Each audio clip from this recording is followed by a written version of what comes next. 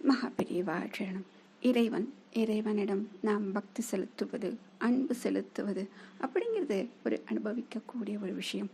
இந்த அனுபவத்தை நம்ம எப்படி கிடைக்கும் அப்படின்னா, அவனிடம் நாம் உண்மையிலேயே நம்பிக்கை வைத்து அவன் நமக்காக அத்தனையும் தருகிறான், நடப்பது எல்லாம் அவன் நல்லதாகத்தான் நமக்கு செய்கிறான் அப்படின்னு சொல்லிட்டு நம்ம நினைத்து கொண்டே அவன் இருந்தாலே போதும். இது வேண்டும் அது வேண்டும் என்று பிரார்த்தனை வைக்காமல் இருந்தாலே போதும்.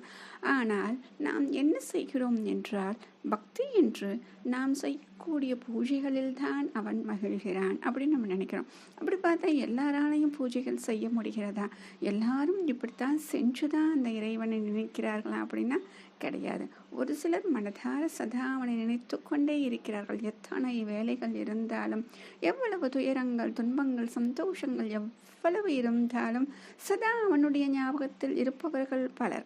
சிலர் என்ன பண்ணுவாங்க அப்படின்னா, இறைவனை நினைக்கக்கூடிய நேரம், இப்போ காலை நேரம் பூஜை பண்ணுறாங்க அப்படின்னா அந்த நேரத்தில் அவனை அப்படியே மனம் முழுக்க நிரப்பிக்கொண்டு இருப்பார்கள். பிறகு அவர்களுடைய வேலையை பார்க்க கிளம்பி விடுவார்கள். சிலர் என்ன செய்வாங்க, அந்த பூஜை செய்கிறோம் என்று அந்த பூஜையை நாம் இதை வச்சு செஞ்சோமா, அதை வச்சு செஞ்சோமா, இப்படி காண்பித்தோமா, அப்படி காண்பித்தோமா, இதையெல்லாம் முறையாக செய்தோமா, இந்த மந்திரத்தை சொன்னோமா அப்படின்னு சொல்லிட்டு செய்யக்கூடியவர்கள்.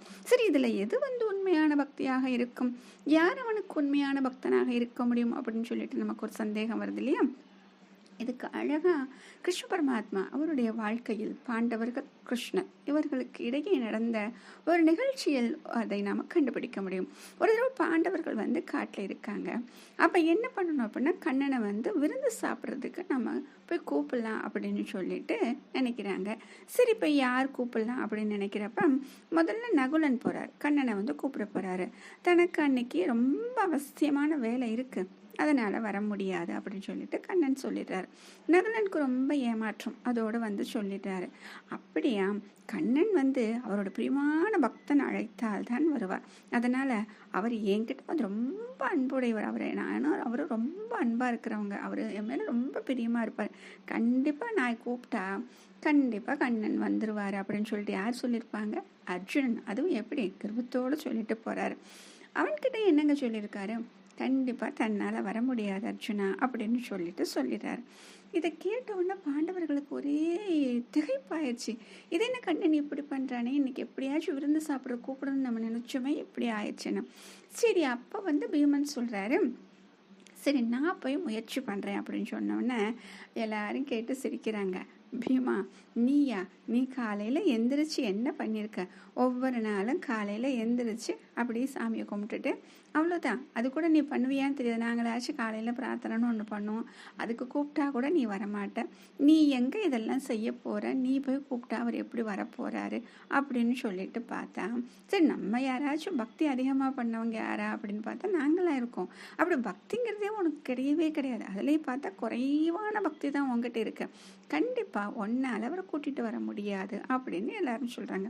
அதெல்லாம் கவலைப்படாதீங்க, நான் போய் கூட்டிகிட்டு வரேன் அப்படின்னு சொல்லிட்டு பீமன் சொல்லிடுறாரு.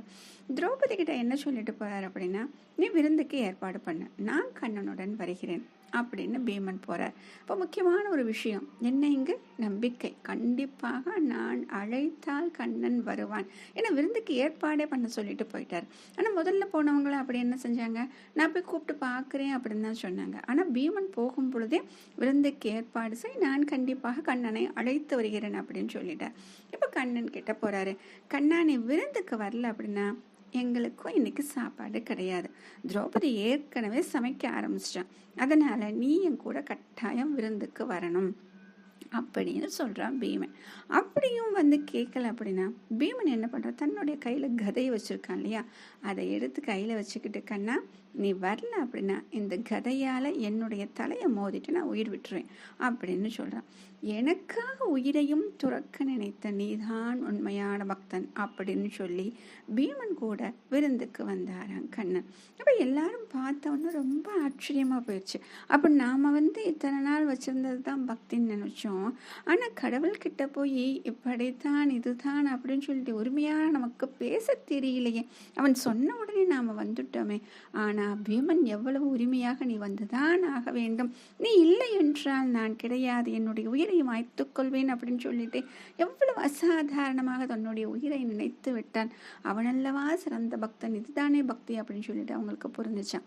ஆக இப்போ நம்மளுக்கு புரிஞ்சிருக்கும் நம்முடைய பக்தி எந்த நிலைமையில் இருக்குது அப்படிங்கிறது. அதை பார்த்து நாமும் நம்முடைய பக்தியை திருத்திக் கொள்ளலாம். மகா பெரியவா சரணம்.